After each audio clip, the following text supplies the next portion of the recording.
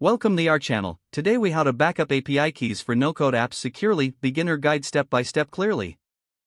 To backup API keys for no-code apps securely, start by identifying all the API keys you need to backup. Make a comprehensive list of these keys, ensuring you know which services they correspond to. Next, choose an appropriate storage solution for your API keys. Consider using a password manager that offers encrypted storage. This method ensures that your keys are safely stored and easily retrievable.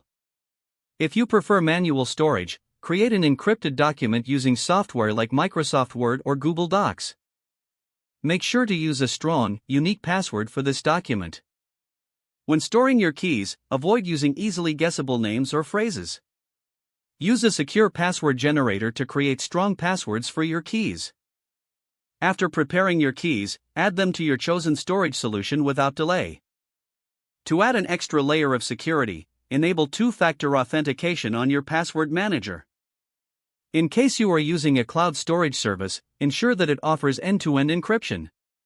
Regularly review and update your backups to include any new keys you generate. Consider setting a reminder to perform this review every few months.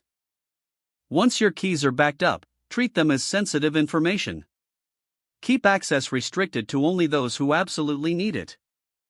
Be cautious of sharing your keys, and avoid sending them via unsecured channels like email. When testing your API keys, use a separate testing environment whenever possible. This practice reduces the risk of exposing your keys during development. Finally, remain alert for any unauthorized use of your API keys. Regularly check your usage reports from API providers for any unusual activity. If the page does not load, refresh the browser or try again in a private or incognito window. Make sure you are using the correct email address, then retype it carefully to avoid small typos. If your password is not accepted, use the reset option and create a new strong password you can remember.